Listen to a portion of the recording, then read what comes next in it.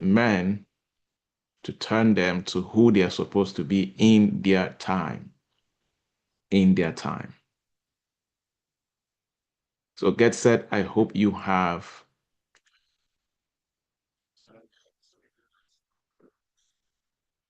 I hope that you have your notebooks, you have your journal, and you're set to pick some ideas to begin to execute. So if you are joining in right now and you have not introduced yourself, please go ahead and make sure that you have introduced yourself. Basically, your name, what you do, and of course, your location or contact. That would be good so that people can get to connect with you and, of course, partner with you as we work together.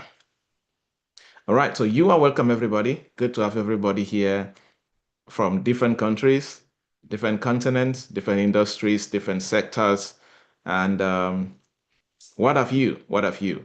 And this will definitely be life-changing and a shift for you. I strongly believe so, because awesome, awesome, awesome. So, like I was giving the introduction, I have a good number of people from different sectors that are in my different programs and especially mentorship programs. And I started learning a lot that many people get to confuse, especially the men, what they are supposed to do to rise to the place of impact, influence, and income.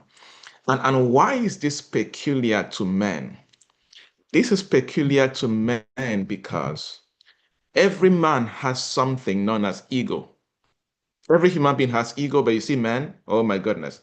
I was advising one of my mentees who was supposed to get married, and I said, look, if you can master how to manage the ego of a man, you will always be a good wife. Right? Because every man has an ego. It is in every man to dominate. Are women included? Yes. But it is in every man to dominate. It is in every man. There is that hunger in every man to rule.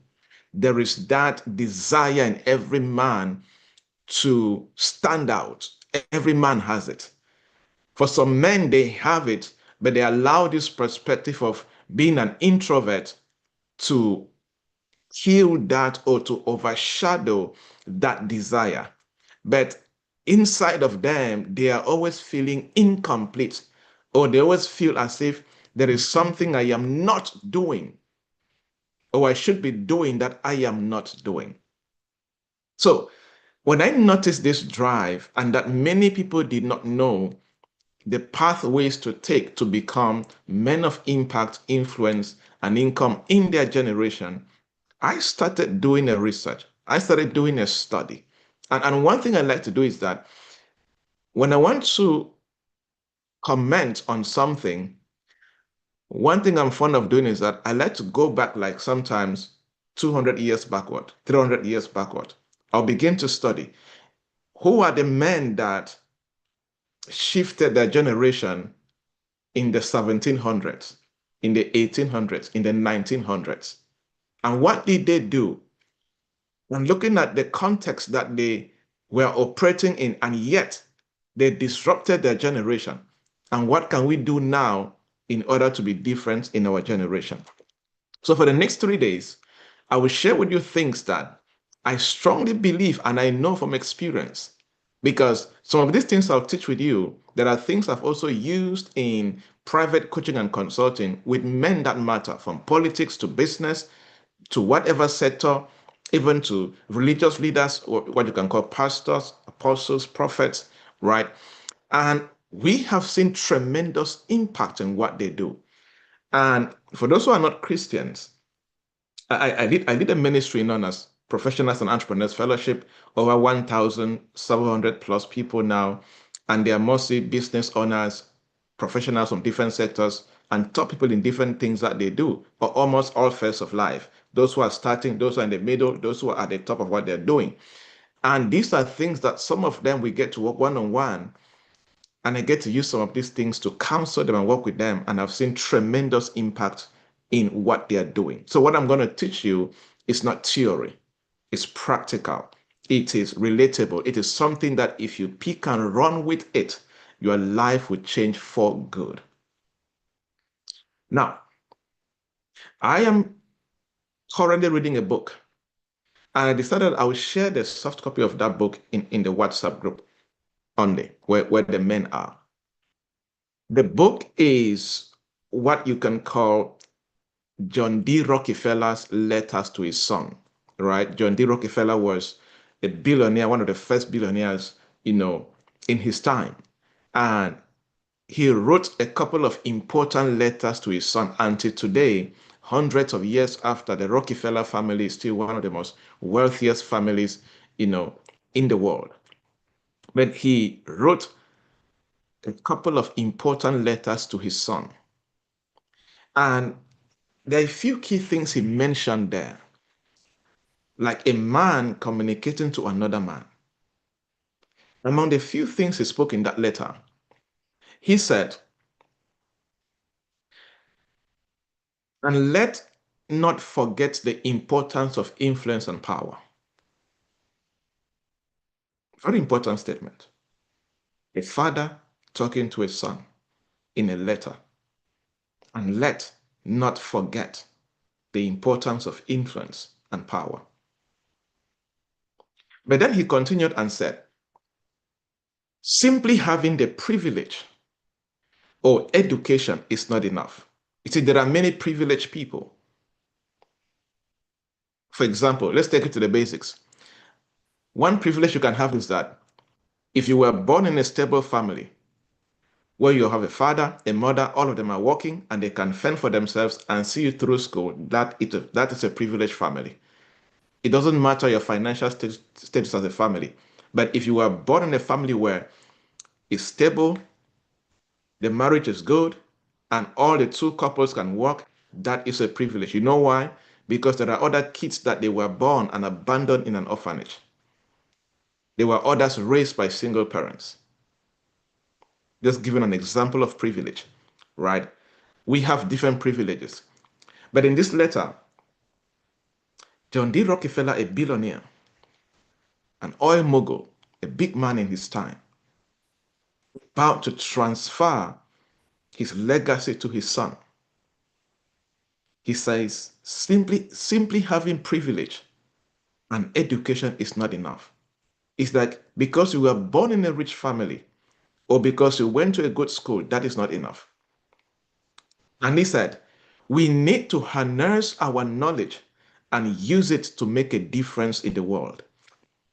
And you see, every man has access to knowledge. You have access to some form of knowledge. It could be technology, agriculture, building, what have you. You have access to some form of knowledge. It could be spiritual knowledge. As a Christian leader, you have some form of knowledge. But one thing that will cause a shift in your generation is that you have the capacity to harness that knowledge and use it to make a difference in your world as a person. And that is when you become a man of impact, influence, and income. I'm still in the introduction of where we're going to. Because without your ability to begin to harness it, you cannot make a difference. And then in that letter, he said, so let us go out there and make things happen because we have the power to create our own destinies. That is the man talking to the son. You have to go out there. You have to take the responsibility to make things happen because you have the power to create your own destiny. And then part of that letter, he said something that can sound very harsh, but very important. He said,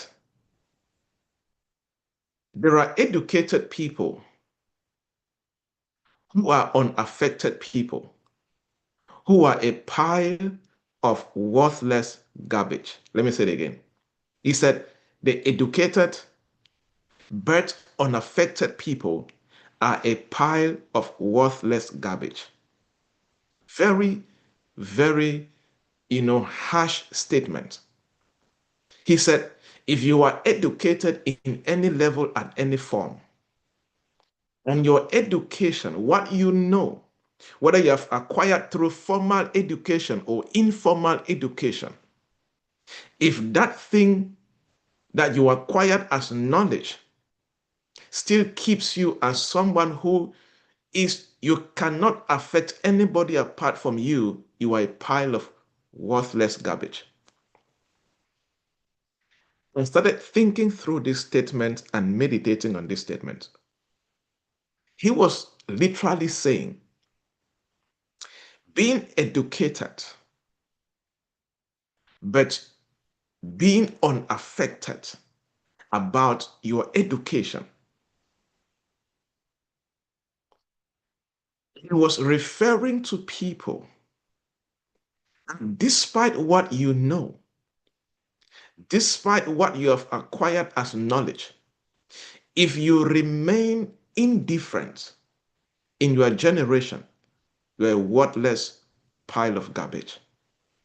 If you are emotionally indifferent, if you are morally indifferent, when it comes to value creation and you are indifferent, you are a good example of a pile of worthless garbage who acquired education, but yet you cannot use your education, whatever form, formal or informal, to affect your own life and the lives of other people. That also means that when you come through to a summit like this and you gather information, you gather knowledge, you gather revelation, and if you cannot take action in the face of human need to begin to harness your knowledge to create impact, you are a pile of worthless garbage. Now, why is this important? We have gathered here in this summit where we have termed it Gentlemen of Impact, Influence, and Income. Now, why is that important? Because you can never become a person of impact, influence, and income if you are not able to harness what you know to address things in your generation as a person. I was talking to my mentees in a meeting and I said, proof of learning is the actions you take after learning. You see, if you sit on this call right now, you fully participate in this summit right now, and you go back in what you do, and what you learn does not cause a shift in your routine, in your lifestyle, in the quality of man that you have become, you were entertained, you did not learn. Because when you go through entertainment, nothing changes in your life. But when you go through learning, there should be a change in your life.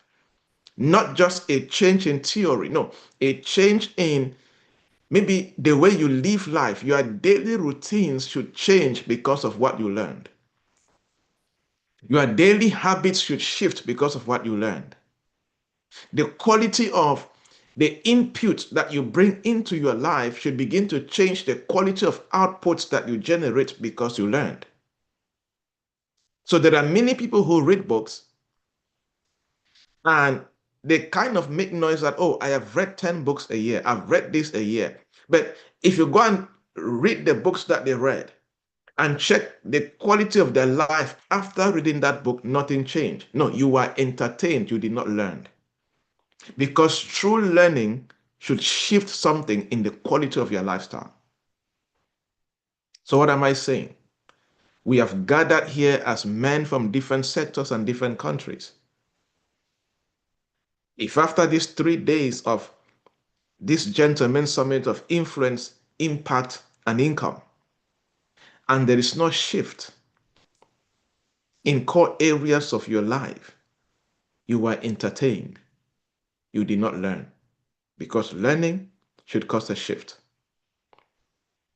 We need to avoid being a pile of worthless garbage, like what John D. Rockefeller was saying to the son in the book Rockefeller's Letters to His Son. There need to be a shift. We need to beat that lifestyle that leads us to the path of uselessness despite potential. Have you seen people like that? You're like, you are so full of potential. Why are you useless at the same time? Why are you not able to contribute, inspire, and transform at the highest level despite what I see that you have? There must be a shift. There must be a shift. If you are ready for a shift, can you type in the chat box, set for a shift? You're ready for a shift? Type set for a shift because you need to make that decision. Type set for a shift. Now, as we get into the core focus for day one, the foundation of, as a believer, the foundation of every strategy I've ever taught, from business to leadership, even politics, counseling people in politics, always come from the Bible, right? There's this scripture in Proverbs chapter 12, verse 2. Proverbs chapter 12, verse 2. The Bible says, a good man obtains favor from God, but the wicked man, but the man of wicked intentions, he will condemn. I want to focus on the first statement. A good man obtains favor from the Lord.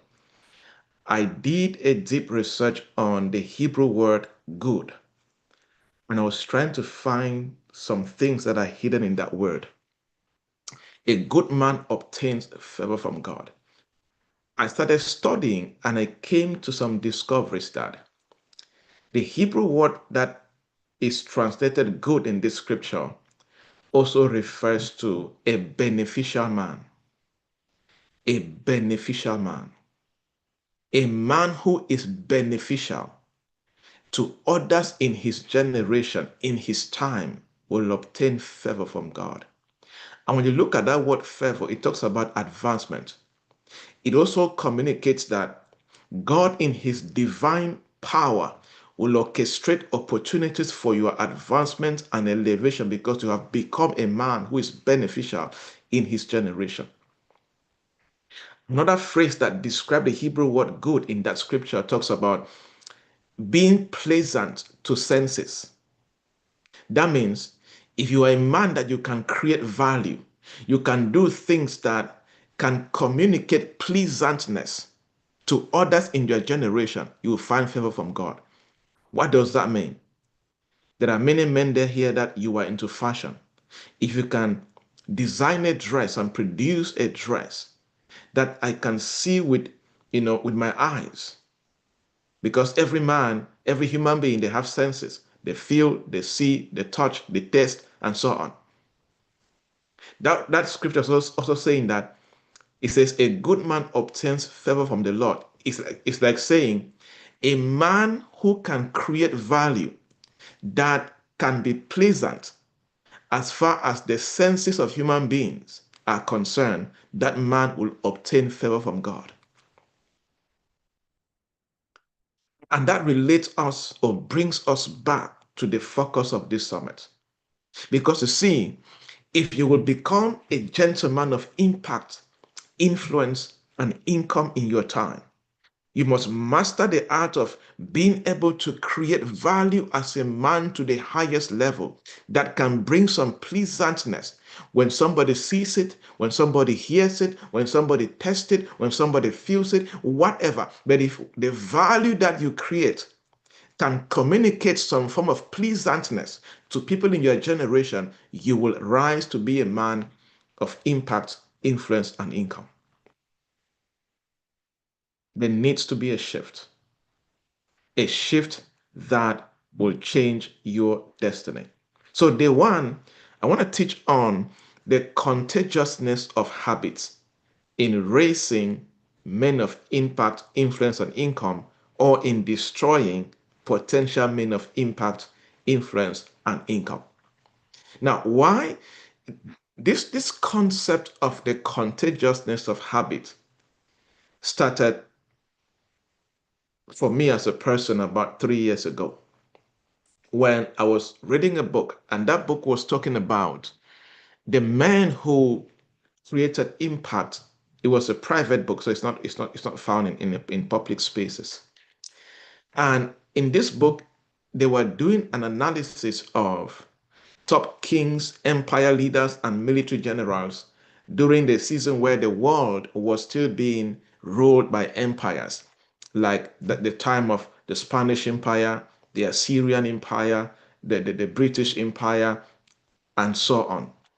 And in that book, among many other things that were communicated, it communicated how there were some military generals, there were some kings and empire leaders that rose to the highest levels in their quest for dominion around the world because these people practice this concept, I now call it the contagiousness of habit, where they noted that the generals and the leaders, and they were 99% men, right, who disrupted their generation in across their various empires, they were able to assimilate or bring together a body or set of habits that differentiated them from other people in their times.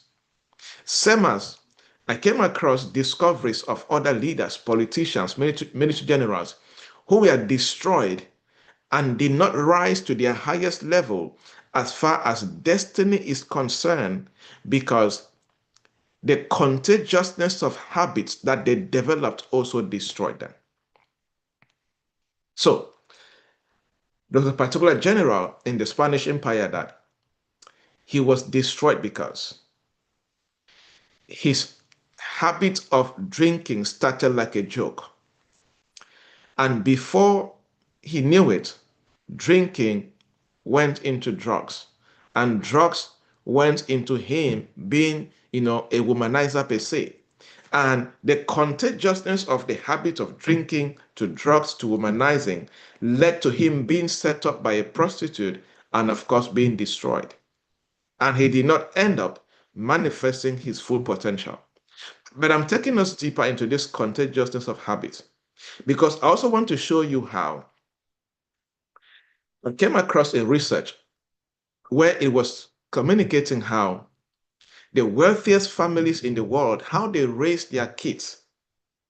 And there is one thing that they do in how they raise their kids to maintain wealth, influence, and impact, even though they have died out. Like I started by reading a letter that John D. Rockefeller wrote to the son. And hundreds of years after, the family is still powerful. It's not guesswork. It's not assumption. No. These men understood the game of power.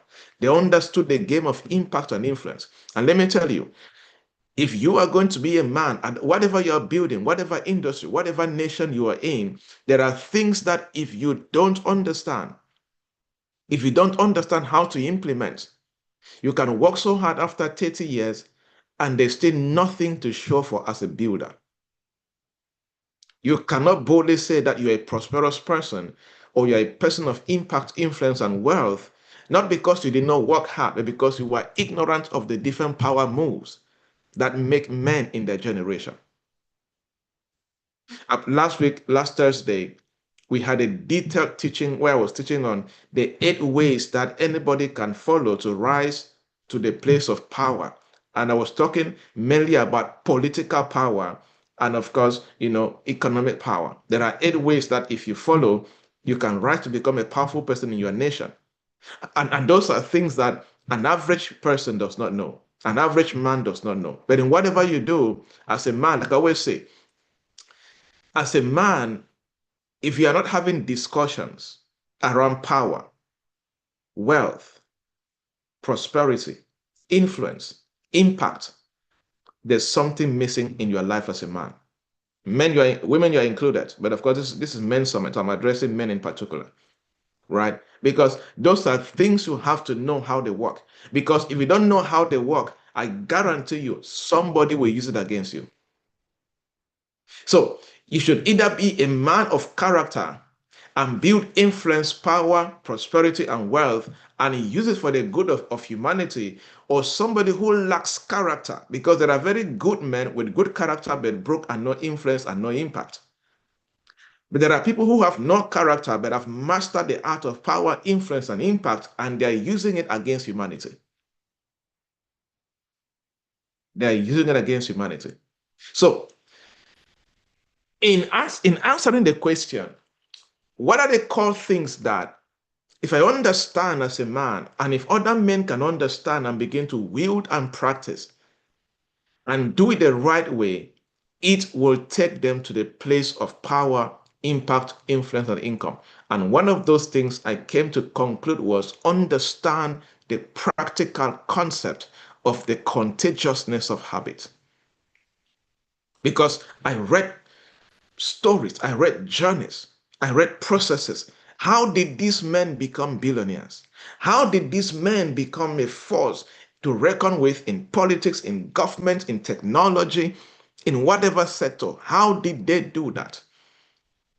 That's why I'm never impressed about the glory. When I see somebody doing big, I want to talk to you. Tell me the private part. Tell me what are the things you did behind the scene that contributed to your public performance. Because trust me, everything you see in public is a performance. It's a performance based on the private systems that they have established that contributed to who they are in public. This is due to my work in consulting and coaching. I get to sit with some people who have done some amazing things in life. And when I sit with them and we talk, I'm like, I celebrate you for what you have done, but tell me something that the public does not know.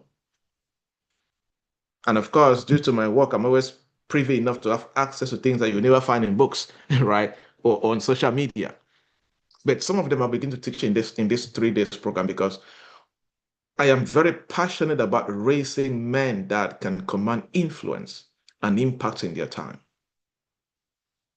So the contagiousness of habits, I guarantee you, if you can pick this concept practically and run with it, it will redefine the rest of your life for good. It doesn't matter the industry you are in, it doesn't matter what you do, and it doesn't matter the location. It doesn't matter the stage of life you are in right now. See, there are some things that the moment you know and begin to execute, it redefines the rest of your life for good and literally makes you forget the suffering you have went through. And like I always say, true knowledge should reduce your suffering. When you access revelation, when you access new ideas, when you access new perspectives, they should be able to reduce your suffering. Why? Because anywhere light enters, darkness gives way. When you enter a room where it was dark and you switch on the light, darkness disappears immediately. Suffering is darkness. Living a life where you're not impacting anybody, you're not influencing your generation, you're not building wealth and prosperity at whatever level, is some form of suffering. But there's more you can bring to the table. The contagiousness of habits. For every man listening to me, there is an invisible network that is either ruining or rewiring your destiny. And that invisible network is the contagiousness of habits. A set of habits that you have developed either consciously or unconsciously. And this invisible network of habits is either ruining you as a man or rewiring you every day for destiny manifestation, for impact, and for influence. And habits are contagious. Why? What does that mean? Every habit attracts a flock of its relatives. Every habit will attract a flock of its relatives. The habit of doing anything that is useless will always lead to the formation of other habits that are useless. That's why if you see somebody, let's say somebody who is addicted to drugs, for example, you will notice that maybe the person is also an alcoholic or a smoker, right? Or doing some funny things that are literally useless in that pipeline. And it's the same as the habit of doing anything that is of high value will always lead to the formation of other habits that are useful for your destiny. Like I always fondly say, show me somebody who is, let's say, addicted or develops the habit of always reading. Before you know it, you'll start writing. And show me somebody who likes to write. Before you know it, you will start reading. Because habits are contagious in nature. And when you begin to practice this from the place of that revelation and consciousness, you will intentionally now make sure that you infuse it into your life.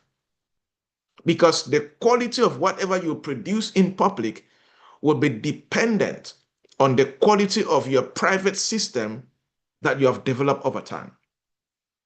Anybody you celebrate on social media, on TV, on radio, on whatever newspaper or magazines that you celebrate and you honor or you desire to be like or to perform like, what you see at that level is just a manifestation of a private system that they have established. You get the perspective.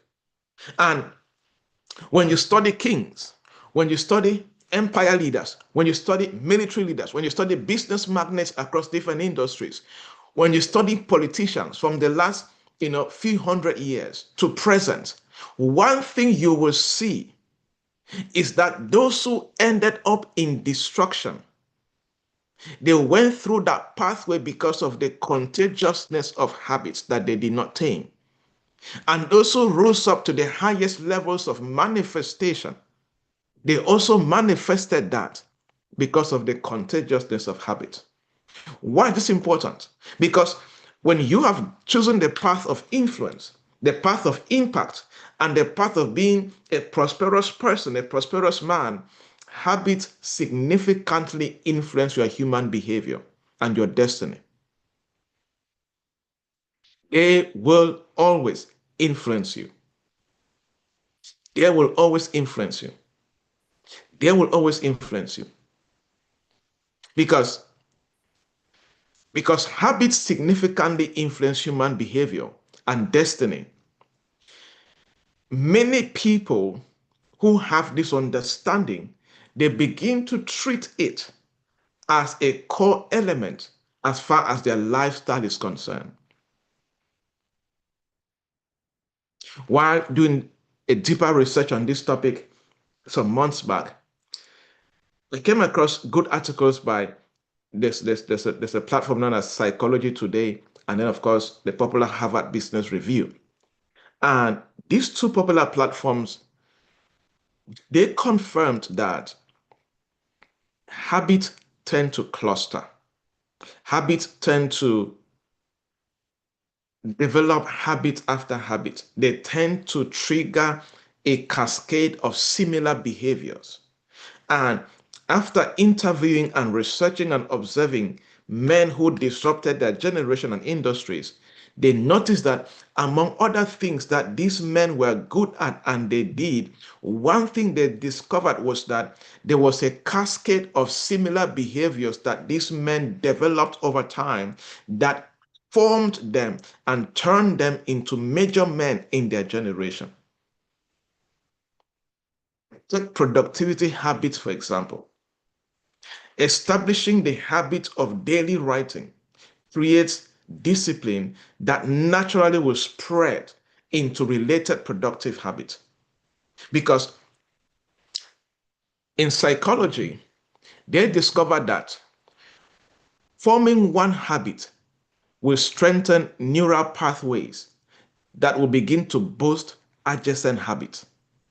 That's why when you see somebody with some terrible habits or one terrible habit, I guarantee you, if you observe that person, you will see several terrible habits in the pipeline. Same as you see somebody with excellent habits. If you study that person and observe that person, you will see several good other habits in the pipeline. Why? Because when you form one good habit, it begins to strengthen certain neural pathways in your brain that will begin to boost adjacent behaviors around the same area of your life that will turn you into a man of destiny. Why? Because each habit will give birth to a related behavior effortlessly. Effortlessly.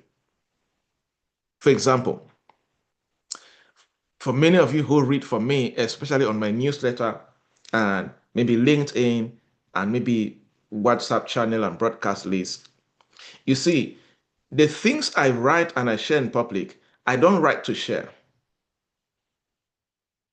I don't create content to share, especially writing content. It is just a spiral, you know, how do I put this?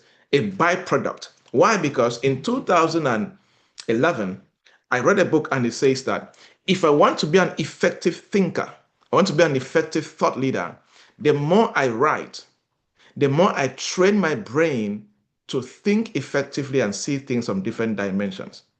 So from 2011, I made a challenge that every day I will write an article of anything of at least 300 words. From then till now, that's the habit I maintain. And that what I read definitely proved. You see, there is no platform, there is no place you can put me or have not, I will not have something to say. Oh, I'll tell you that, oh, my thoughts are not in order. No, my thoughts are always in order any day, anytime. Any day, anytime. Because the more you write, it has the capacity in training your brain to think in different dimensions and different levels. But you see, it is just the habit of writing, but it has cascaded into contributing to other mental skills that if I was not writing, I know that I would have never developed those skills. You get the concept? And that's why from research, I learned that there is a particular system that wealthy families use to raise their kids. And I'll talk about that very soon. And that's why I want you to get this. Because you see, families that have stayed powerful and wealthy, they did not stay there by guesswork. No. If you get close to them, you'll be amazed at the systems, the structures, the frameworks that they have put in place to ensure that wealth, power, influence stay in their family and put them in the position of leading in their generation. It's a conscious focus, a conscious system, a conscious manifestation. You see, so when you begin to operate from that consciousness, from that revelation, you begin to also not just be a person with the right habits, but you become the person that can attract high impact opportunities. Why? Because there is always a direct consequence to your ability to create value when you have the right private system, which habit is part of that system. So, establishing the right discipline, establishing the right habit as a man. You see, now this topic is important because the, the challenge for many human beings is that they chase impact, influence, and income, feeling that those things happen on their own. No, no. Impact, influence, and income does not happen in thin air. And it's not popularity. You can suddenly become popular, but you can never suddenly become a person of impact, influence, and income. It doesn't work like that. Which is why you can see so many social media influencers, but they are broke. Their pages have 100,000 followers, but they still struggle financially. They cannot sit in certain rooms and decide destinies of nations, destinies of communities. They cannot do that because you can suddenly become popular. Like I always say, a young lady can post a half naked picture and get 1,000 likes and 1,000 comments. In that day, she suddenly became popular, but she commands no influence. She commands no impact because you don't suddenly become a person of impact, authority, and influence. No, you don't do that. It's an architectural process. It's a focus building pathway that you must not just do it from the place of guesswork, but you must do it consciously and with strategy. You get the perspective. So, establishing the discipline that can lead you to habit development is a major thing that you have to pay the price to do. You have to pay the price to do. You have to pay the price to do. Now, I was having a discussion with a very influential, successful man. Understand this. If you get this, it will shift you forever. It hits me hard. I was like, I can see it right now. In this discussion, he said, Joy, but the top tier achievers in different industry, they stack habits or they practice what he called multi-domain habit orchestration. I will explain. He said, every achiever, every top tier achiever, tier one achiever, top 1% achiever in any industry, they stack habits across 4 key areas. He said physical habits, cognitive habits, relational habits, and spiritual habits. And he said they make sure that these habits work together in synergy to create compounding effects in what they do. For example, he said, have you noticed that it was in one of the cities in the United States? Have you noticed that every billionaire or millionaire or influential person in this city, they have the habit of going to the gym, and they go to gyms in particular locations? I said, yes. He said, that's an example of stacking habits, where these successful men and women, they stack habits across what? They have physical habits, cognitive habits, relational habits, and spiritual habits. And these habits have a synergy the way they function in working with each other. So he said, top tier one achievers, wealthy people, influential people, the habit of going to the gym falls under physical habit. And they go to particular gyms and particular locations because they know that in those gyms, they're going to meet other top tier achievers, which now falls under relational habits. You see? So they make sure that they pair their habits because they understand that in order to stay as a top tier one achiever, top 1% across industries, across sectors, it's not by accident. No, they need to form a synergy of habit that will enable them to keep on manifesting and producing results at that level. And they said, do you now see why I always like us to have coffee in a particular location? He said, look, it's not just about coffee. When I'm making a decision of where to eat, where to take breakfast, or where to drink coffee, where to have a business meeting, I make those decisions in a particular place, in a particular location. Because it's not about luxury. It's about the relational habit that I'm priming and building because of the people I'm going to meet in that particular location. Stacking habits across key areas in your life. Because you see, historical evidence have proven that habits either build or bury legacies.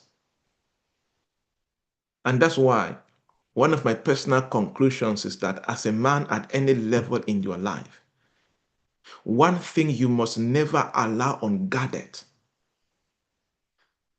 a set of elements in your life you must never allow unguarded are your set of habits. You can never rise above that. Your habits are either building you for influence or they are burying your legacy. There is no middle ground. They are building your influence or they are burying your legacy. Because history offers clear evidence. You will see empire people, military leaders, politicians, business moguls, that they did not end up manifesting the fullness of their potentials and plans because a habit destroyed them. A habit they did not tame, a habit they did not train. I have a question for you. Those private habits, those things you do in private, are they building your legacy or are they burying your legacy? The funny thing is, the burial may not happen right away. It can take 5 years. But the day the wrong cascading of habits, the day they merge together, there'll be a boomerang effect that may literally bury you for life. The same as there are many of us here right now. There are some private habits that you have been practicing, and you feel as if, where is this even taking me? The day the golden moment will come, you will see the significant impact of those particular things that you have been doing. So after this summit, especially after this day one, many of us gentlemen in this call right now will have to practice what the elite army group, they always do, known as AAR. I will explain. I like to watch military movies or military documentaries sometimes because there's a way military men think and execute that it just marvels me. Right? I read a lot of military books, related books in that light. And the military unit, I think, is the Navy, is a Navy, especially in the American military system. They have this system known as AAR, after action review. After action review. And if you're somebody who watches military movies, you often hear about something popular known as debriefing, like FBI movies, CIA movies. Like they will send an agent for a mission, a task. When they come back, let me debrief you, right? If you have watched 24 Hours, Jack Bauer, right? Very good movie. After every mission or whatever happens, they will debrief an agent and things like that. You see, why am I taking us in that light? After this day one, many people need to go and do a debriefing meeting with themselves. Have a meeting between you, yourself, and yourself. Sit down and have an after action review meeting with yourself. Because growth never happens without debriefing. And I was reading a book, and they said that in the Navy, when they have this meeting, they will ask 4 questions. What was supposed to happen? So what objective did we have going for this mission? That's the first question. What was supposed to happen in this mission? Second question, what did happen? Third question, why did it happen that way? And fourth question, how can we improve the next mission? Now, how does this relate to you as a man of influence, impact, and income? What is supposed to happen in your destiny as a man? Sit and answer that question. And currently, what is happening? And why is my life happening the way it is happening? And how can I improve?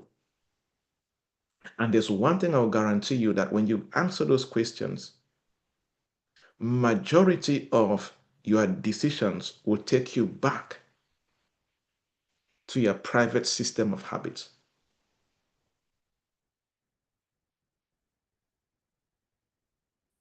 If this is challenging so far, can you write the word challenge in the chat box or in the comment section? Go ahead. If this is challenging you so far, thank you to those who are on YouTube for your comments. You're here on Zoom, go ahead. If you are being challenged, if there's a shift happening, give me some feedback. All right, I see challenge, I see big challenge. Awesome. Give me that feedback. Let me know that it's making sense to you.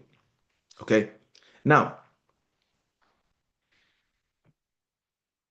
before I talk about how to form habits that will shift your destiny as a man, it's not what you know. You need to learn this. You see, due to my work, I get to access some things that are not very, very popular in public. And I was having a discussion, and somebody revealed to me what a particular wealthy, powerful family always do. I will not call the family name because this is also a public video, right? But if I was having a private meeting with,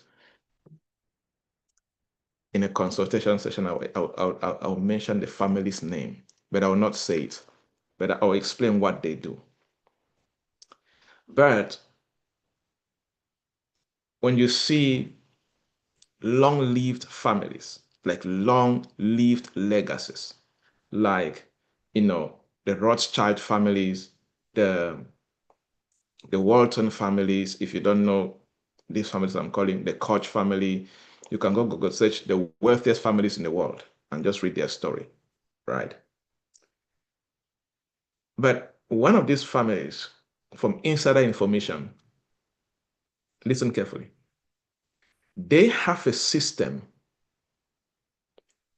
where they coach their heirs, men especially, because the women will mostly always get married to other families, but they have a system, listen carefully, that they coach the men in these families who will take over their father's businesses or keep on maintaining the wealth of these families.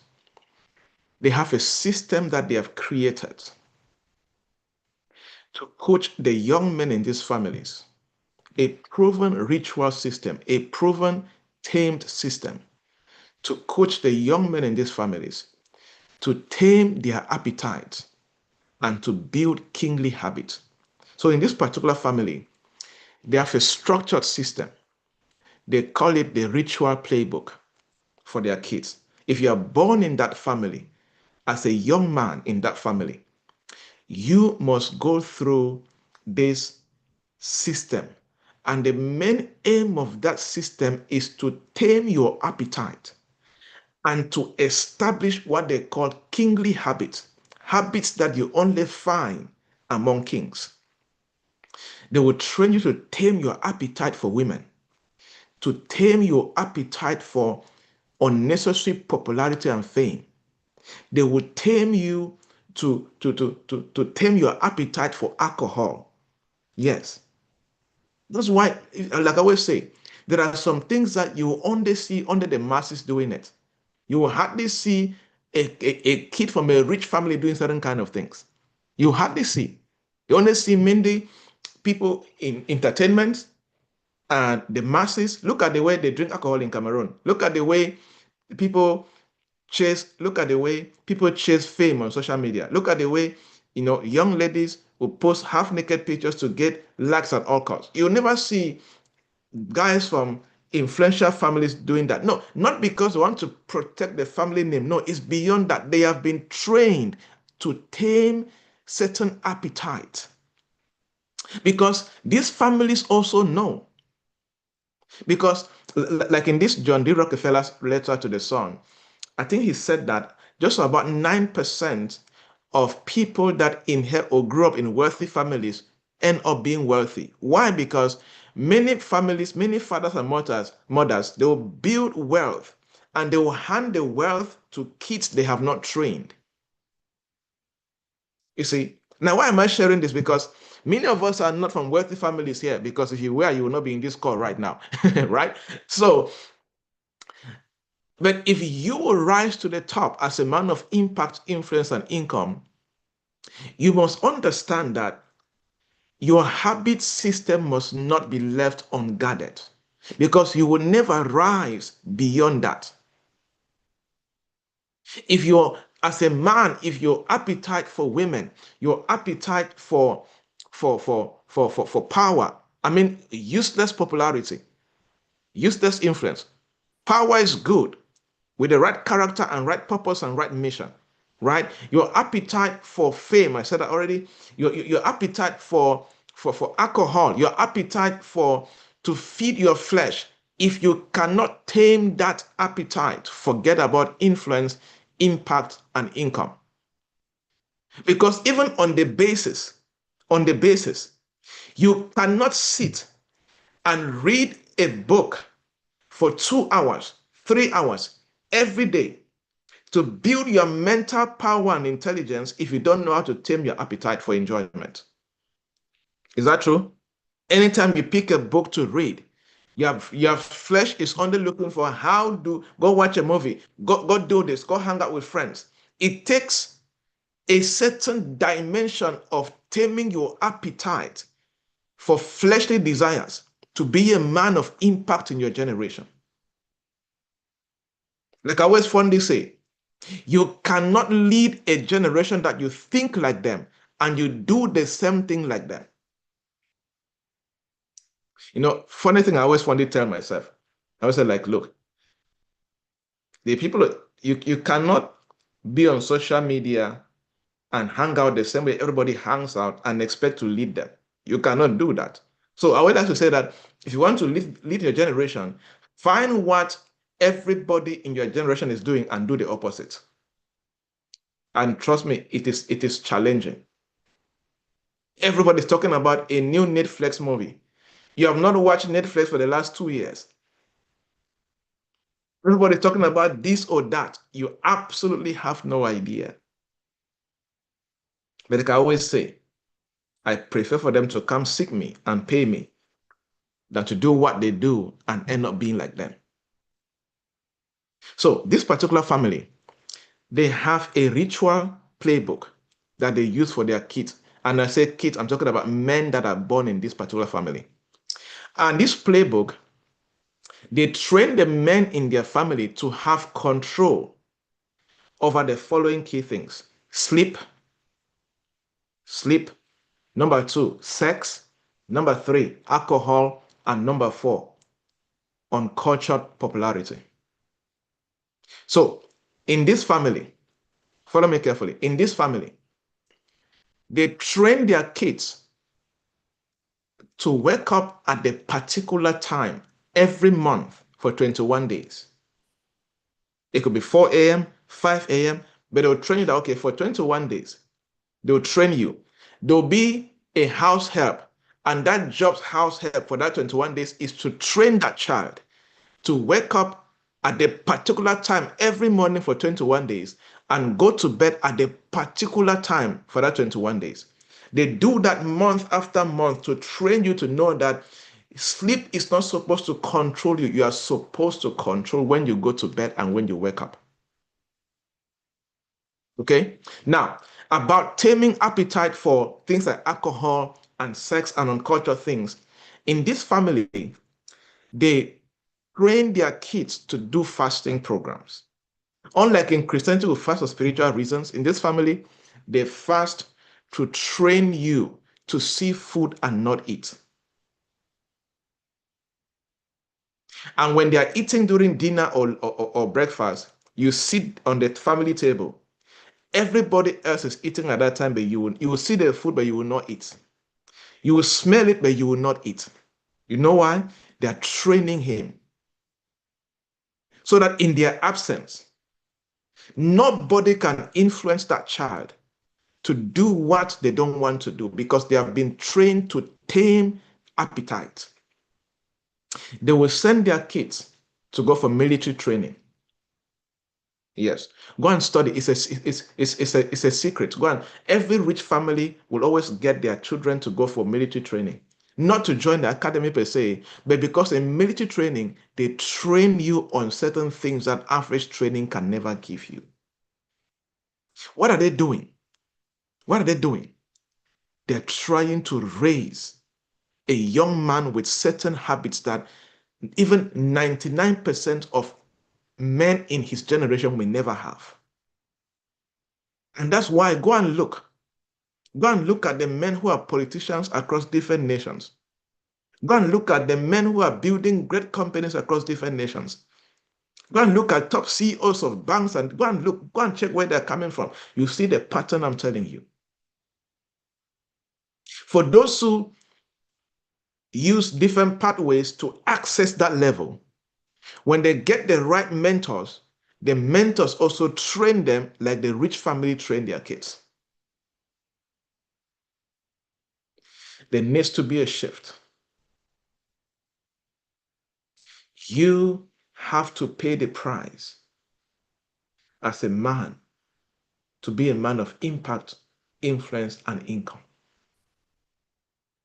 You don't become a man of influence because of talk. Like I said, you can suddenly become popular, but you can never suddenly become a man of influence. No.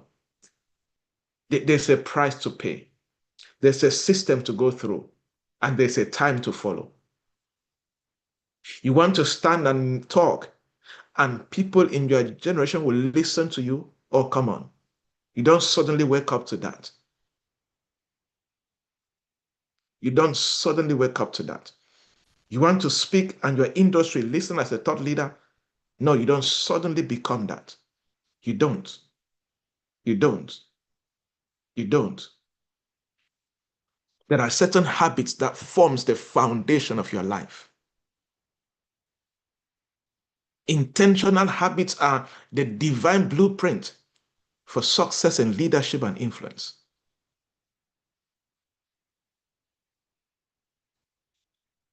My belief is that habit first, excellence follows. Habit first, promotion follows. Habit first, elevation follows. Private system first, public performance will always follow. Hear me very well. Your habits will set you apart. You want to be positioned as a leader in your generation. You want to shape your industry and your generation. You have to get the contagiousness of habits the right way. They are either building your legacy or they are destroying your legacy. You cannot be neutral. You have to pay the price to begin to master the habits that will enable you to dominate your field. You have to master that price. It will cost you. So how do you form these habits? And we're done with day one. How do you form these habits? Number one, identity clarity. I will explain. How do you form habits that will shift your destiny? Number one, identity clarity. I'll explain. Identity clarity. Identity clarity. Right. I didn't know my AC was not on. All right. Identity clarity. You see, like I said, there is a price to pay in building this kind of habit and being a man of influence, impact, and income. There's a price to pay. And when you don't know who you are supposed to be in your generation, you will not be comfortable to pay that price. But when you know your identity, when you know that as far as this generation is concerned, this is my role in this generation, my identity, this is my identity as a person. Because your habits will stick when you begin to do things that flow from the place of who you are, not just what you do. Who are you as a person? Who are you as a person? Who are you as a person? Who are you as a person? Because if you don't know who you are, I bet you will not pay the price to become a man of influence, impact, and income. But when you realize your identity, When you realize that as far as this generation is concerned, as far as this time is concerned, it is not just what I do, but I am this in my generation.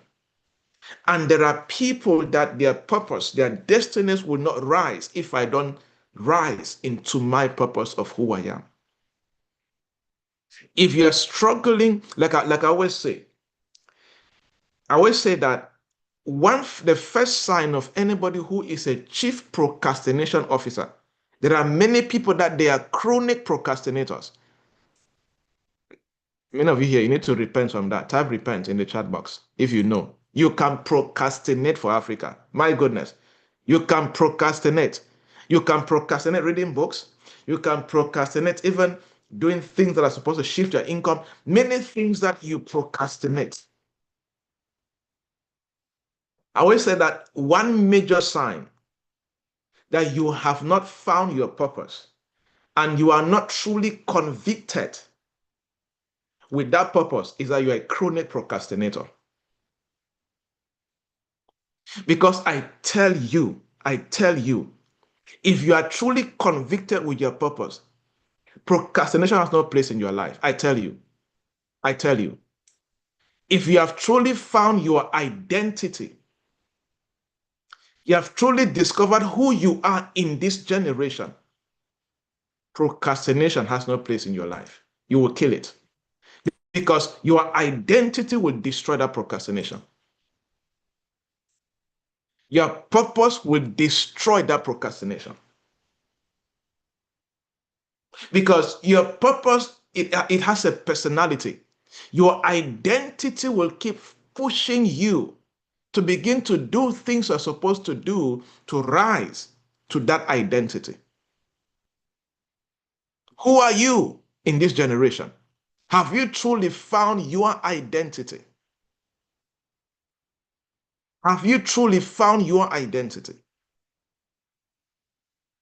Number two, link to number one, the power of clarity of purpose and vision. You cannot pay the price to form the habits that will shift your destiny if you don't have absolute clarity of your purpose and your vision. Purpose is why you are who you are, and vision is where you are going to from the place of purpose. Vision comes from purpose. My purpose in life is this, based on who I am. Therefore, I need to begin to craft 10-year vision, 20 years vision, 30 years vision, based on my purpose and who I am. Because when you define your purpose, it will make habit selection easy. If you are still struggling to form the right habit, maybe you are just excited that you're a person of purpose. You are not truly convicted about that purpose. And when your vision is clear, why? Because vision clarity has the power to destroy or dismantle distractions before they arise. You see that? Because when distractions are arising, your focus is, you begin to live life this way. If this thing is not contributing to my ultimate vision, I am not interested. If this new habit I am developing, if this new habit is not contributing to the vision I have established, I am not interested. We have to come to a place where we are shifting from casual thinking.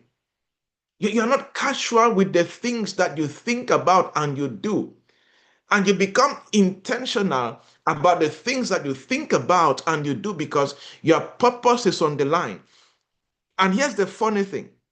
You can discover purpose and never fulfill that purpose because your private system did not enhance that purpose. You don't just become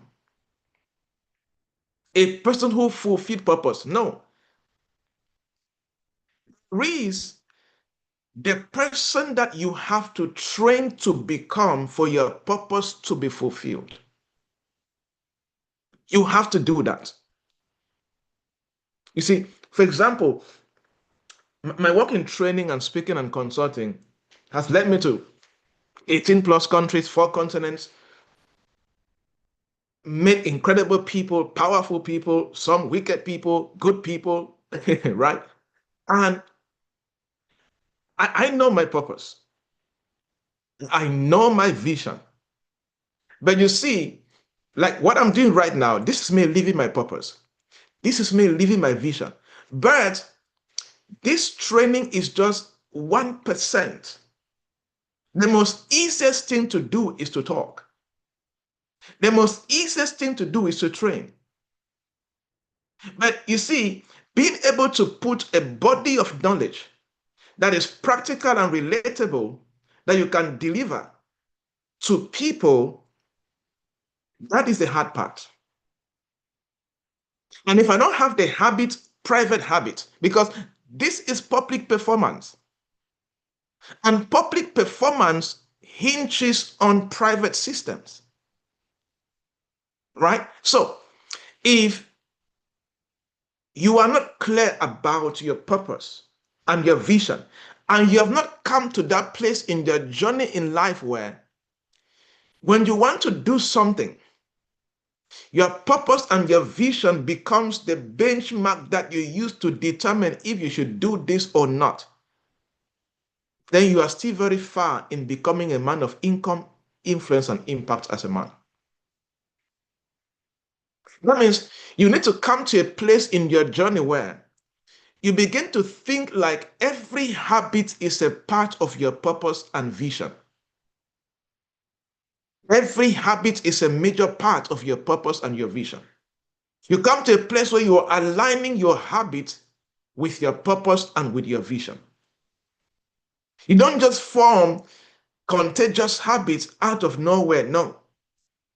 You begin to form them based on the purpose, the vision, and your identity.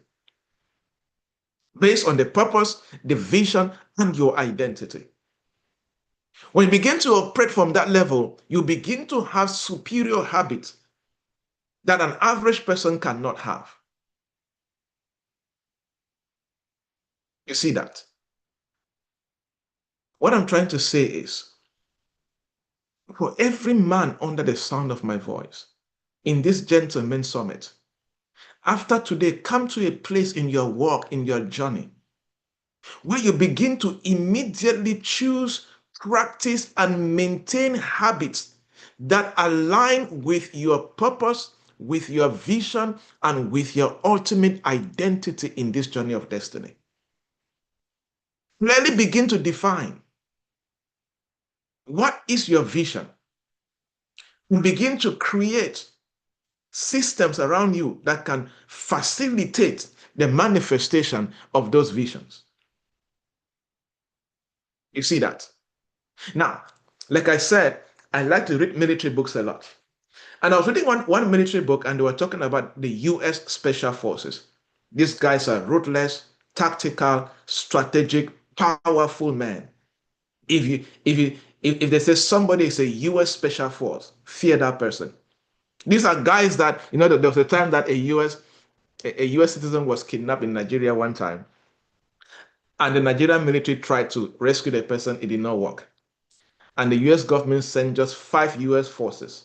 They went to that place, rescued the person, and brought it out. That's how those guys are ruthless in execution, right? I like to read books around US Special Forces. And, you know, when they're going for a mission, and funny enough, 99% of US Special Forces are always men, right? That's why I like to I'm using this example because this is a men's conference, right? The US Special Forces, one major thing, one major thing that they guard in every mission is clarity of mission. So when they're about to form a US Special Force to send to a mission in maybe Africa, Middle East, India, wherever, when they're having a military strategy meeting, they'll put on top of the board ultimate mission and they'll describe the mission. And guess what? every meeting, every discussion, every action that they are going to have before that mission is aligning to that mission. For example, I read a book and they said there was a mission that they were supposed to go to another continent.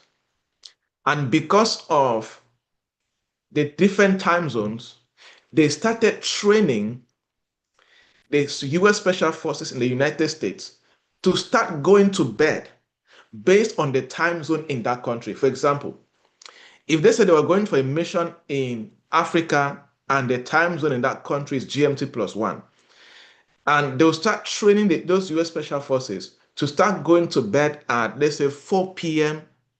US time, because 4 p.m. is likely what? 9 p.m. Is it 10 p.m. in GMT plus one, right? So maybe let's say before 2 weeks to that mission, those US Special Forces will start going to bed at 4 p.m. in the afternoon, so that when they enter that country, they automatically adapt to that country. Are you seeing the price they pay because of the mission? What I'm asking you is, based on the mission of your life, based on the industry mission you have, are you paying the price to reshape your daily habits, your daily systems to align with the ultimate outcome of your destiny? Are you doing that? Are you doing that? Procrastination is still burying your legacy every single day. You are not seeing it. You are not seeing it. There needs to be a shift, somebody. Is this breaking somebody's head? Type my head is breaking. Because I need to break your head so that there needs to be a shift. You have been too comfortable for long. Type my head is breaking. And trust me, this is not a training for everybody. As I said, this is a gentleman's summit of impact, influence, and income. We are not teaching any kind of man. We are raising men that will disrupt their generation. But there needs to be a shift. You have been too comfortable for long as a man. There needs to be a shift. So make sure that you have clarity of purpose and vision. Purpose and vision. Number 3, how do you form habits that will contribute to making you a gentleman of influence, impact, and income? One of my favorite points. Establish clear keystone habits. Establish clear keystone habits. Keystone, like a key and then a stone. Establish clear keystone habit. I'll explain the concept. Now, a keystone habit is a core habit that if you establish just one, that one core habit that if you pay the price and establish it, when that habit is established, it will naturally begin to trigger numerous beneficial habits in your life. So you look at your life, you look at your career, you look at the work you do, you look at your destiny, you look at where you're going to, and you say, oh, based on who I am, based on my identity, based on my purpose, based on my vision, based on my industry, based on what I'm building, what is that one habit that if I get right, just one, if I get right, every other habit will fall into place. That's the meaning of establish a clear keystone habit. Right? Like, for example, there are many men of God here. And you're going to succeed in ministry if you get your prayer life right. Right? Every other thing will fall into place if you get it right. And there are different sectors. I know my sector. My work gets to cut across, right? From consulting, coaching, training, speaking, and ministry. So I have established my own keys to some. I've been able to innovate my own because I looked at what I'm building, where I'm coming from, where I'm going to. I'm like, okay, Joybird, this is a keystone habit that you need to maintain for the rest of your life. As long as this habit is intact, as long as this habit is intact, you will be a force to reckon with in your generation. For me, for me. And one thing I do is that there's a personal code I run by. With this habit, I pay the price every day to give at least 3 hours every day to this habit. I'm not going to tell you because I've crafted across different things, right? It's a unique name and you will not understand because it works for me. But it cuts across reading, writing, praying, different things. So I've just formed that I now call it one habit, right? But you need to find yours. You need to establish your keystone habit as a leader in your generation. You want to be a man of impact, influence, and income. Find that one habit that if you get right and it stays right, it's not a rise and fall habit. No, a habit that if you are going to create impact for 50 years, that habit is there for 50 years. A keystone habit. And as long as that habit is there, as long as you are executing that habit, it has the power, because we're talking on the contagiousness of habit, it has the power to begin to cause other beneficial habits and behaviors to begin to cascade towards that particular habit. For example, let's go back to military guys. In military, especially with the Navy SEALs, they focus on punctuality and gear maintenance. Like in the Navy SEALs, in the US military, they believe that a soldier who is punctual and a soldier who knows how to maintain their equipments like guns, clean the gun, make sure the gun can shoot right and things like that. They came to learn that a soldier who can grow in punctuality and is very meticulous in maintaining equipment that they use in battle, that soldier ends up being excellent across every other discipline as far as their career is concerned. That is their own keystone habit. That's why when you study military, they wake up at a particular time, they make their bed in a particular way. Have you noticed that? There's a particular time that they show up for meetings. They have all of these things. They have a particular time that they go and clean their guns and do that.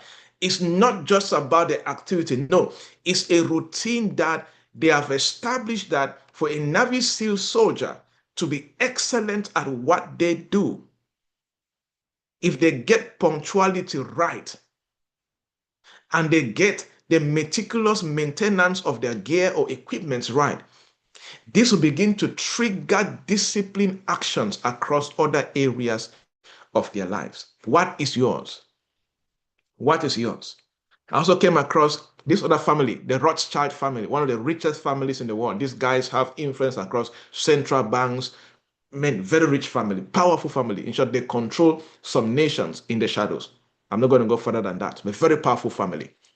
Now, in the early days of forming this family, they emphasize that every member of this family must be good at record keeping, like basic accounting. Because the Rothschild family, they believe that any of their child that is very good at record keeping, very good at financial management, that child will always get every other thing right in their life. That was their own keystone habit. What is your own keystone habit? Based on your purpose, based on your vision, based on your industry, based on what you're pursuing to achieve, what is your keystone habit? Somebody you need to go and delete and replace. You need to go and begin to destroy some destructive micro habits that are destroying your life right now. Begin to free yourself of those bandwidth and institute the keystone habits that you need for your destiny. You need it. You have been watching movies since you were born. How far have you gone in life? since social media came. You spend 4 hours, 5 hours social media.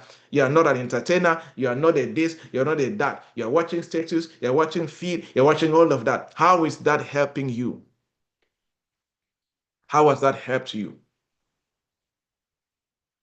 How has that helped you? I always, I write a lot. I write on social media, but I always say, sometimes I can do just 2 minutes on Facebook. I open, I post, I close, I'm gone. Read it, problem. Don't read it, I don't care. Life goes on. I'm not supposed to be there. Fortunately, people read it and they're impacted. That is good. But I'm not going to spend time there to be feeding, you know, uh, uh, the flesh unnecessarily. You watch pictures, you watch what people are arguing about. They argue. That's why you hardly ever hear me. Just follow me on social media. You hardly hear me putting my word on what is people are talking about publicly, right? Because again, you hardly see people who are influential at that level doing all of that nonsense. They either create the news and disappear and allow the masses and the lower class, the unemployed, to be arguing about it, and they are gone. They create attraction and they are gone. You will argue about their names, call their names. They will never hear it. They will never see it. That's your problem, and life goes on. You need to create space for that. Number four, how do you build habits that will definitely shift you as a man of influence, impact, and income? The power of environmental consistency. Very important. Look, man, research has proven that most men are being destroyed by the types of friends that they have.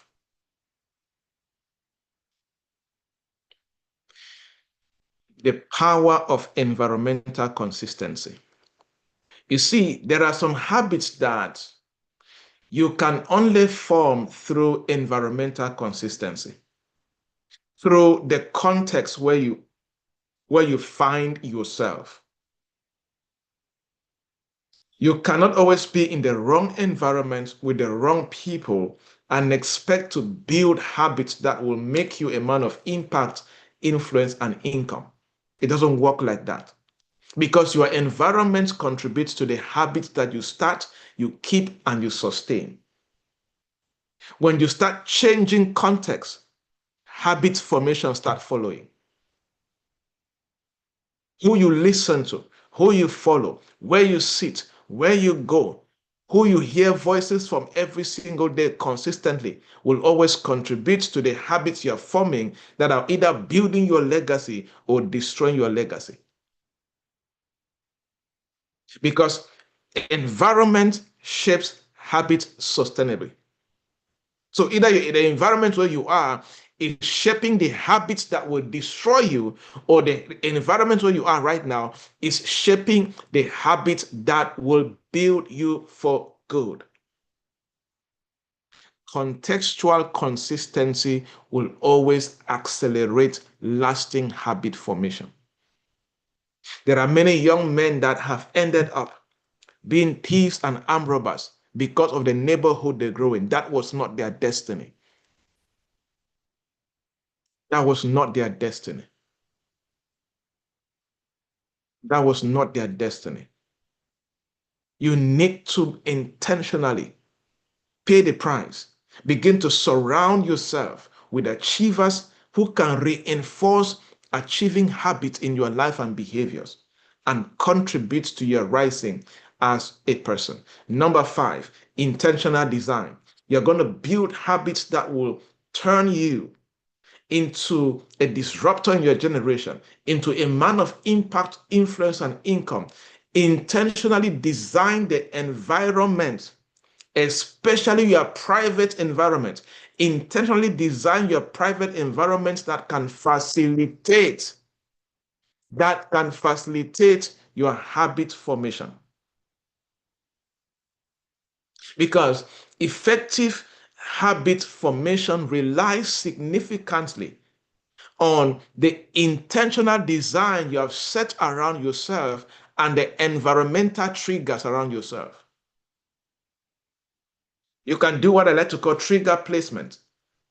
What are the various trigger placements around you? It could be alarms.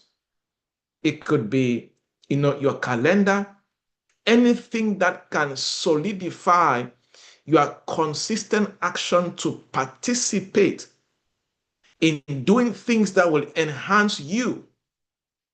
You need to make sure that you pay the price to do that. What is the kind of environment that you have designed around yourself? What is the kind of environment that you have designed around yourself? Okay, awesome.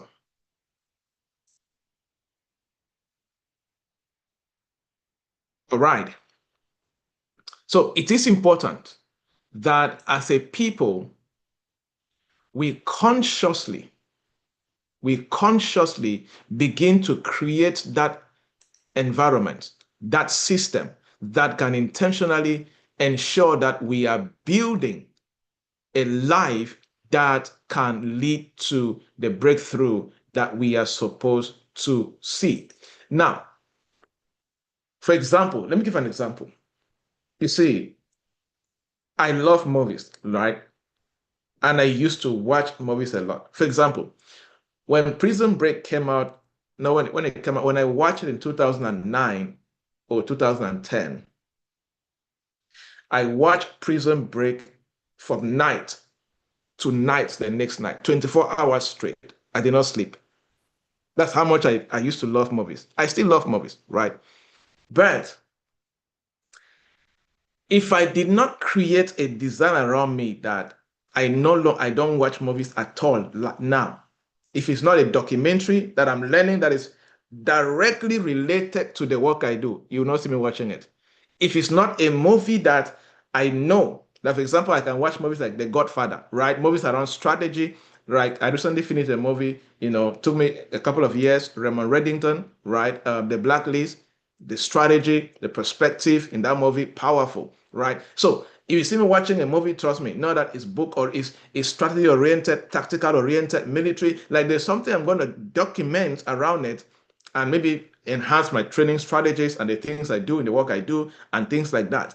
But I had to create that environment where you see, if you see me using, I have one of my friends, I say, give me a Netflix account. He will give me, I watch a movie, and I'll tell him, change the password.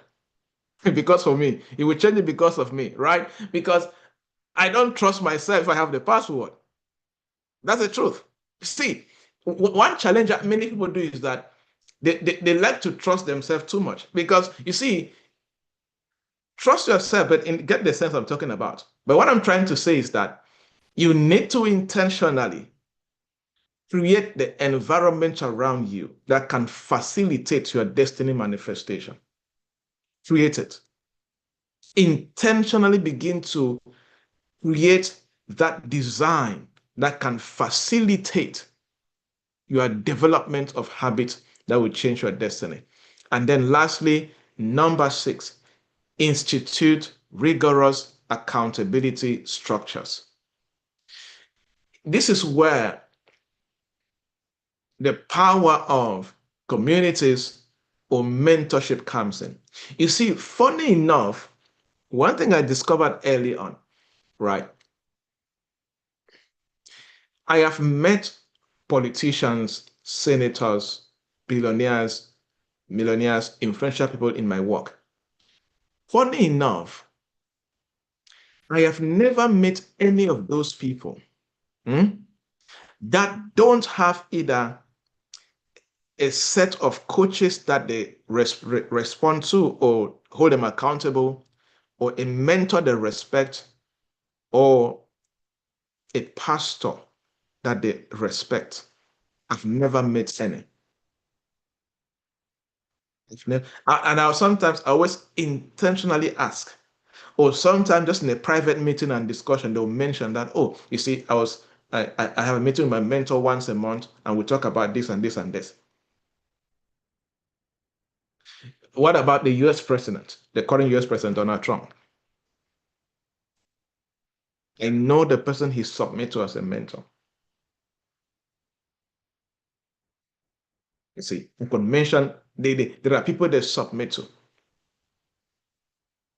Because Why do they do that? Because they understand the power of establishing a rigorous accountability structure around them. Because also there is you see, it's a two-way thing. At the bottom, when you are still starting level trying to grow, if you don't have somebody who can challenge you and rebuke you when you are lazy or procrastinating, you will be so lazy and procrastinate and end up failing in life. Same as at the top, if you don't have somebody who can also rebuke you and counsel you, because you now have too much influence or some money and things like that, you are not careful, you can recklessly do things that will destroy what you've been building for years. You get the perspective. So if you as a man, you're trying to build impact and influence and income, and you don't have a good, rigorous accountability structure around you, there are things you cannot achieve. And also, there are some things you would never learn because by design, like for example, by design and the work I do, there are things I know that an average man cannot know. Because my work puts me in a place where I can access some insider information that an average young person cannot know, or an average even older people cannot know. Like I taught the other day about how to become 8 ways to become a powerful person in your country. And so I reached out to me and said, as old as I am, I did not know how to become a person of power in my country. Because it's not your place to know if you are not called in that light per se. And there are things that you know that I don't know if I don't relate with you. And one thing that being under an accountability structure, a good one, is that it will give you things that Google will not give you. It will give you things that an average book will not give you. Do you guys know that there are books that are never sold in public? They only sell them in private circles and it ends there. Why? Because the rich and the wealthy and the powerful, they like to stay rich and powerful, and they like the poor and the middle class to stay poor and in the middle class. Unfortunately, that's how the world works. So if you don't know how to break into their circle or to work with them or whatever, you will always be excluded from the game. Right? That's the world. Sadly, that's how the world is designed to work. And your fastest way to rise to that place or to know what they know in order so that you can begin to achieve what they are achieving from where you are is to begin to either be part of accountability structures. Like, for example, there are men out there right now that if they go through this men's summit, their life will change for good. But you see, either for one reason or another, they have not heard about it and they are not here. And they may literally remain the same years after, not because that is their destiny, but because they did not access the light or the wisdom or the knowledge that would have caused a shift in their destiny for good. You get the perspective.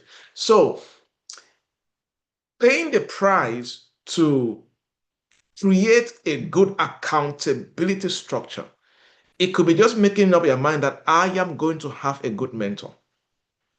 I am going to be part of a good community. I'm going to be this and to be that and to be that. It shifts everything. Why? Because high impact habits thrive in accountable environments. Let me tell you something. If you put yourself in an accountable environment and respect the laws of that environment, there are things that you can no longer struggle with.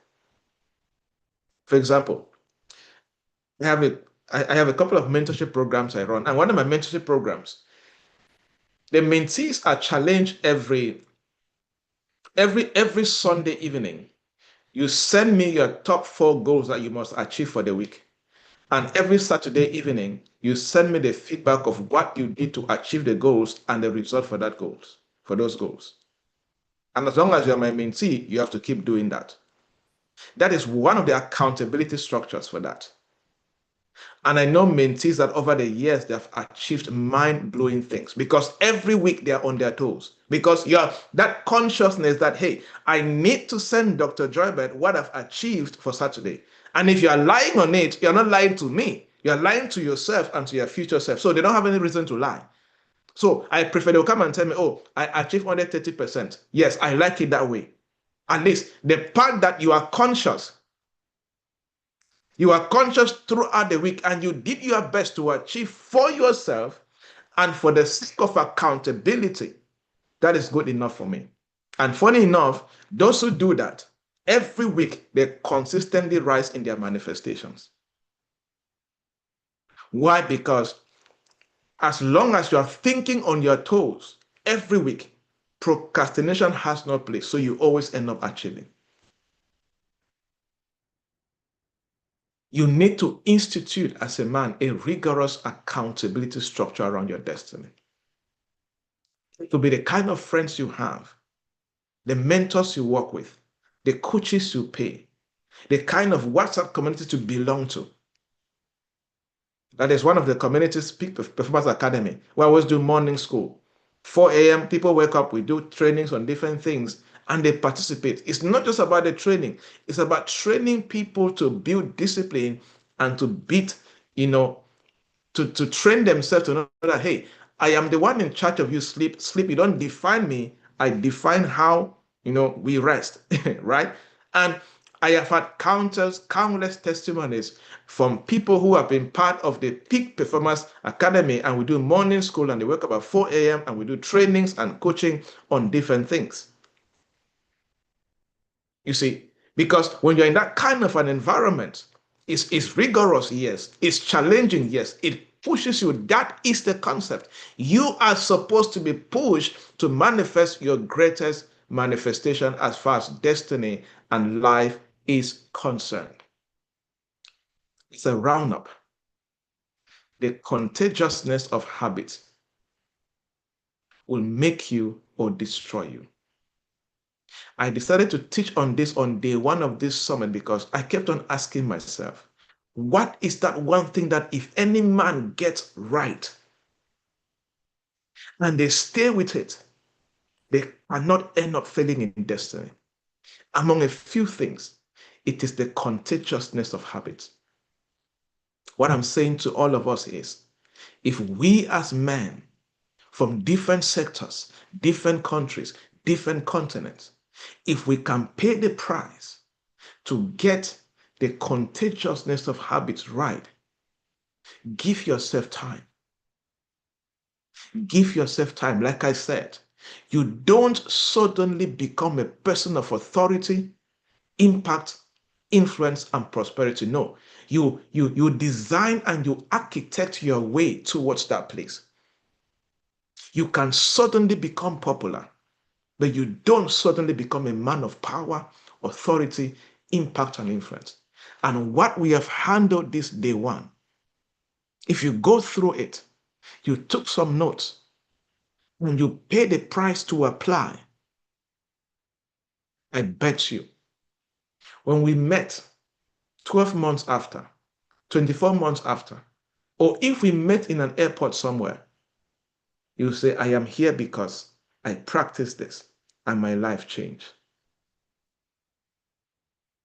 I believe that day one blessed you, it challenged you, it caused a shift.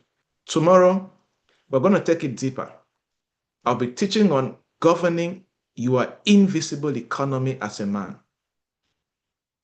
There is an economy that if you don't govern, forget about the financial economy on the outside. We'll handle that tomorrow. Don't miss it. It will bless you. All right. Were you blessed? Give me some feedback in the chat box. Was this life changing for you? Was this life changing for you? All right. Happy to see that. Happy to see that. I will do my best to answer questions on day 3. But I'm also thinking, we are not going to dismantle the men's group, the WhatsApp group, because I would like to create more programs around the men, especially in that community. And I'm planning that in one of through between now and the end of the year, I will do a program and just bring one of my mentors, a couple of my mentors, to interview them on like a panel discussion. They are all men, and we can learn from them. Very smart men that I learn from. Okay, so we're gonna do that. So we're gonna keep the men's community. I will do programs once in a while, webinars. There are many other men who are experts in different sectors. Like for example, there are men who are into real estate. You are a man. I will say you're a man. Either you are silently or directly learn how land works, right? We're going to have things in that particular light. Thank you so much. Thank you, Pastor J. I see you. Thank you so much for every leader, every pastor, every great person who is here. I celebrate you. I honor you. Thank you for honoring us with your presence. Tomorrow, same time, 8 p.m. GMT plus one. You're in any other country, bring it down to your local time and be here as we look at part two, where we begin to break down how you can, begin to govern your invisible economy. It will be a shift of a lifetime. All right. And we're building on this. All these topics are related. You cannot begin to govern your invisible economy if you don't know how to do day one. All right. And that part one is directly related to wealth creation. I mean, day two. Okay. Wealth creation and even day three. Right. So make sure you don't miss it. And I will share the link of the recorded session on YouTube, so that you can go through again, because this is a session that you don't go through just once and think you get it. There are some things you thought that you got. No, you did not get it. Okay. Go through again and you will be blessed. All right, people. God bless you and see you tomorrow.